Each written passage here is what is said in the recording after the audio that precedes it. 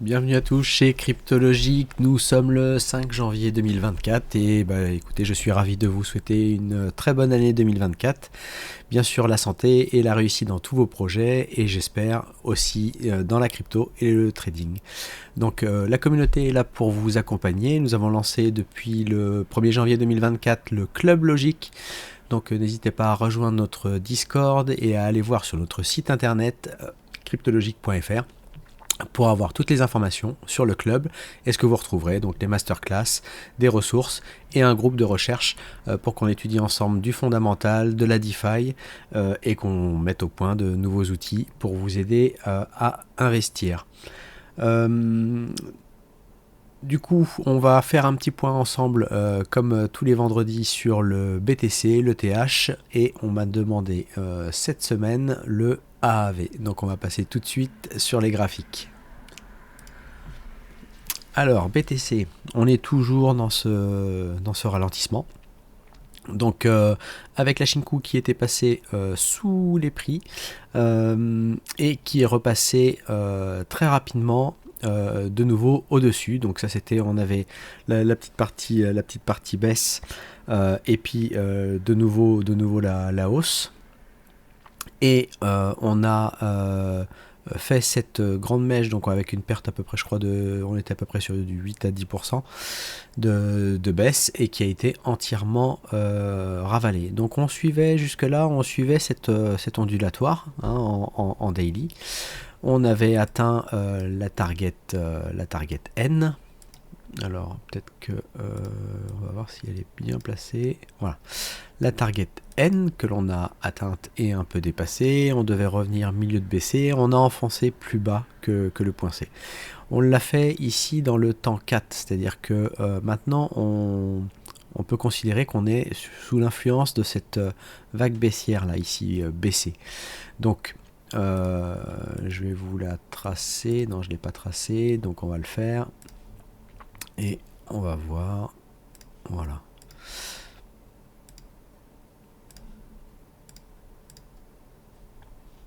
Voilà, et donc on est venu chercher faire la S, on a fait quand même une fluctuation Y, hein, même si on n'a pas été chercher la target, et de nouveau avant le temps 4, on est venu ravaler et remonter. Donc la fluctuation maintenant que je vais surveiller, donc ça va être celle-ci, la A, B et la C, donc voilà celle-ci, voilà. Donc celle-ci que je surveille pour voir effectivement la target que l'on va atteindre. Donc on a dépassé la target SM, à voir si on va aller chercher la target S, voir si on fait une Y. La target, donc suivant les targets, ça va nous indiquer, donc là effectivement on a fait une jambe de baisse. Hein. Si le mouvement venait simplement à revenir jusque là, il pourrait effectivement continuer à latéraliser ou entamer vraiment une baisse. Si on a le mouvement qui dépasse ici, on pourrait revenir éventuellement sur la Kijun pour entamer de nouveau une hausse. Voilà, bon après plusieurs personnes m'ont interrogé pour savoir effectivement si on était dans une tendance baissière là ici. Non, on peut simplifier pour le moment. On a finalement une grande vague que je peux simplifier comme celle-ci. On est dans une grande vague de hausse. Hein. On a eu une première vague de hausse, donc là on est dans la construction de la deuxième vague. Donc pour l'instant on est sur une OV1 qui est plutôt haussière. Donc à voir ce que l'on fait. Soit on continue de latéraliser, hein, ce qui est tout à fait possible là sur BTC, hein, et qu'on accumule fortement ici. Bon, bien sûr, il y a la date tant attendue des ETF, de savoir approbation, pas approbation, et de voir ce que fera le mouvement. En attendant, les rumeurs ont fait qu'effectivement on a eu une baisse, on a eu un rachat. Bien sûr, on est venu chercher effectivement des liquidités, hein, après avoir pris des liquidités en haut, mais voilà. Donc pas de choses particulières pour l'instant. Bon, voilà, moi j'irai même avec la SMC. Ici on a fait un break-off structure, donc on valide pour l'instant une intention qui est plutôt acheteuse. J'ai pas de, voilà, on n'a pas cassé ici ce bas là. On a la Shinku hier avec cette bougie. J'espérais effectivement qu'on repasse au-dessus des prix. On est bien repassé au-dessus des prix. Donc là, le prix a la possibilité de continuer à baisser et de rester effectivement et de ne pas descendre sous les 41 483. Et de continuer à faire sa structure pour éventuellement continuer sa hausse. Voilà, donc gardez en mémoire que pour le moment, une grande vague haussière. On attend de voir comment ici cette vague se fait. Il faudrait vraiment venir casser le point B, donc au 45 882, pour partir à 45 879, pardon, pour venir continuer la hausse. Voilà sur BTC, mais la configuration des lignes, voilà, la Kijun est toujours haussière, elle se met effectivement à plat, la Tenkan aussi, on a la Shinku qui est venue passer un petit moment là dans les prix, le Kumo est haussier, donc la tendance sur le daily pour l'instant est plutôt intéressante. Voilà pour le BTC. Pour l'ETH. Alors, pour l'ETH, voici ce que l'on a. Donc, hop, on va repasser ici. Voilà, donc l'ETH, on était ici dans l'étude de cette vague-là. Donc en daily. Voilà. Et ici, on est en train effectivement là de complètement ranger. Donc on était dans l'étude de cette fluctuation là. Voilà, on était en train de suivre cette ligne de force et puis effectivement la bougie, elle aussi ici, est venue contrecarrer les plans. Donc cette fluctuation s'est terminée avant d'atteindre son terme. Voilà, ici on n'était pas corrélé avec cette bougie là, donc là je ne peux pas tracer d'ondulatoire comme ceci. Par contre je peux tracer aujourd'hui un ondulatoire comme ceci pour vérifier, voilà, les targets éventuellement attendus. Donc ici on a fait une OV2, on va la tracer.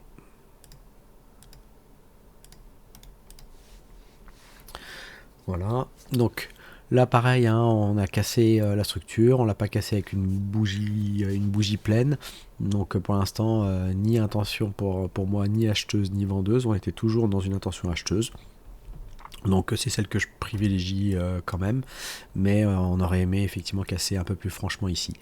Donc cette fluctuation que l'on suit, on a la Kijun qui est plutôt à plat, qui se met très légèrement à descendre, la Tenkan aussi, donc il faudrait être vigilant. On aimerait effectivement que la bougie, les bougies daily viennent récupérer au-dessus des lignes d'équilibre et ne reste pas coincé en dessous. Ce serait pas très très bon signe pour le TH, et qu'elle aille chercher les targets. Donc pour l'instant on reste sur les targets SM à 2272,90, mais on aimerait qu'elle aille chercher les 2429,20 ou les 2462,40, ce qui pareil viendrait faire vraiment une nouvelle hausse, éventuellement une reprise d'appui pour aller chercher plus haut si on veut partir à la hausse. Donc pour l'instant, pour moi, on est dans des structures de latéralisation, donc à voir ce qu'on fait. On va continuer d'absorber voilà l'ensemble du momentum. La Shinku là est coincée là dans les prix, donc voilà, vraiment une latéralisation simple sur le TH. Je regarde comme d'habitude aussi le TH versus le BTC. Donc on était dans une structure de baisse. Ici on a fait une belle vague de hausse qui est venue marquer notre changement de caractère. Voilà, donc plutôt une intention acheteuse. Ici pour l'instant, donc pour confirmer, on est pile poil dans le temps de cette vague là. Donc intéressant effectivement de voir si on avait effectivement ici de la reprise. et pour partir à la hausse. Hein. Là, on avait bien fait ici notre target S, donc celle-ci a bien fonctionné. Et si je trace ici, voilà, donc si on veut vraiment avoir une hausse, voilà ce qu'on devrait avoir. Ça, on va l'enlever. Et puis surtout, on n'aurait plus le droit, après donc à la bougie de demain, à partir de demain, on n'aurait plus le droit de casser cette ligne là. Hop, je vais la mettre comme ceci, et puis ça, texte, on va le mettre aussi comme ça, voilà, que vous puissiez bien voir. Voilà, donc ça, ce serait mon niveau à 51,06 qu'on n'aurait plus le droit de casser à partir de demain, si on veut effectivement que le THBTC commence à entamer une hausse. Voilà, donc cette structure qui était baissière commence à changer de caractère. Donc si on reste plutôt haussier et qu'on part comme ceci à la hausse, ce serait pas mal. Rien n'empêche aussi qu'on fasse juste une target P et que le mouvement latéralise. Donc voilà, pas forcément de biais haussier, mais en tout cas une configuration qui est pas mal. On pourrait avoir quelque chose qui compresse avant de chercher une résolution à la hausse ou à la baisse. Donc voilà pour le THBTC. Donc comme chacun, n'hésitez pas à nous laisser en commentaire une halte que vous souhaitez que j'étudie. Cette semaine, on m'a demandé le AAV. Donc AAV. Donc hop, voilà. Voilà, donc j'avais là ici plusieurs fluctuations. On va regarder un petit peu ça ensemble. Donc une tendance ici. Voilà, si on regarde simplement les lignes, on venait d'un grand mouvement de baisse, on a le mouvement qui s'est mis à ralentir et à latéraliser. On a pour l'instant un bottom à 45,60 sur toute cette vague de baisse que l'on ne casse pas, donc qui tient, donc c'est plutôt pas mal. Donc ici on est dans une grande phase ici d'accumulation. On voit ici que le prix le volume, là où il y a eu le plus de volume sur le prix, c'était aux alentours des 63,55, donc qui reste un très bon prix si on devait y revenir. Voilà, on a la Shinku qui est bien repassée au-dessus des prix, on a les lignes qui se sont mises dans le bon sens avec la Kijun qui s'est remise à la hausse depuis la bougie du 23 octobre, et voilà, donc on suit un ondulatoire comme ceci. Alors, on va regarder. Voilà ce que j'avais tracé. Voilà. Voilà pour l'instant ce que l'on suit. Donc ici j'ai un point C, voilà, donc qui est aux alentours des 80. On pourrait aller chercher effectivement les lignes de force un peu plus hautes avec la V à 137,19, la N à 142,81. Pour l'instant, comme le marché s'est un petit peu cassé la figure avec la chute de BTC, on a fait cette grande bougie baissière, à voir si on ravale et si on arrive à reprendre une dynamique haussière pour aller chercher effectivement ces targets là. Donc voilà ce que je vais suivre. On a possibilité, donc ici j'ai pris ce point A là pour faire une A, B, C. On a aussi la possibilité de faire une A, B, C à partir de ce point A là. Voilà, on va bien replacer tout ça. Voilà, et qui là pourrait nous emmener plus loin. Donc pour l'instant, celle-ci, je la masque. Je suis pour l'instant la plus courte. Mais voilà ce que ça peut donner. Pour l'instant, tant que déjà notre cycle de Tenkan tient quand même relativement bien le prix, c'est pas mal. Donc là en semaine, il nous reste d'ici la fin de semaine à voir si on clôture au-dessus de la Tenkan ou si au contraire on retourne pour aller chercher éventuellement Kijun.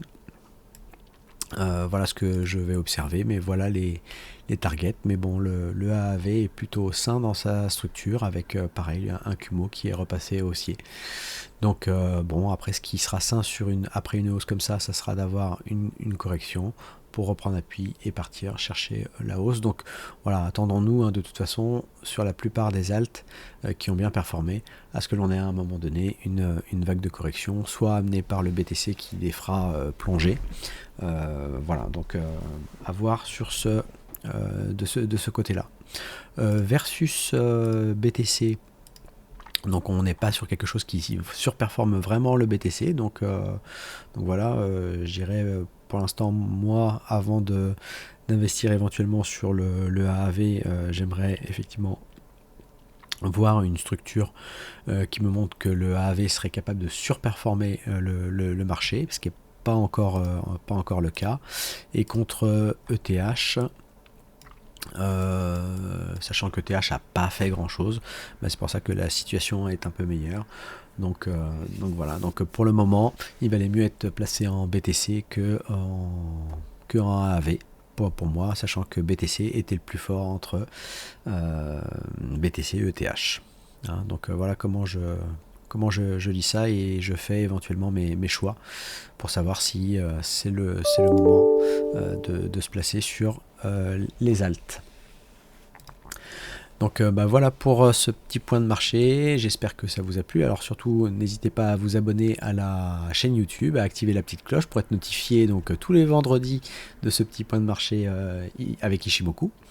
Et puis n'hésitez pas non plus à nous rejoindre sur le Discord. Vous avez la possibilité de vous abonner au tarif de 35$ par mois avec une offre avec 2 mois offerts si vous prenez à l'année, donc à 350$, sur lequel vous allez arriver effectivement chez les logiques avec énormément de ressources. Vous allez retrouver effectivement des indicateurs, donc les indicateurs que j'utilise aujourd'hui qui vous seront sur lesquels vous aurez une invitation sur votre TradingView.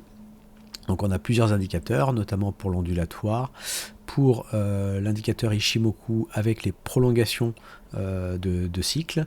On en a aussi pour les calculs de taille de position, et puis on en a aussi maintenant pour la DeFi avec les pools de liquidité. Donc voilà, c'est des choses intéressantes. Donc on va retrouver une section effectivement Ishimoku Trading avec pas mal de ressources, l'accompagnement aussi de personnes qui débutent et qui veulent apprendre l'analyse technique, qui veulent apprendre le trading ou qui veulent aussi apprendre Ishimoku. On ne fait pas que de l'Ishimoku au sein de la communauté Discord. Une partie DeFi, une partie macro, une partie invest, voilà, donc qui font partie des catégories aujourd'hui. Beaucoup de contenu que l'on va retrouver en base de données avec les masterclass, les vidéos pédagogiques à revoir. Donc vous pouvez prendre le temps que vous souhaitez pour apprendre. On a de multiples guides sur le trading, bien sûr des outils et des liens et des livres recommandés aussi par les membres du club.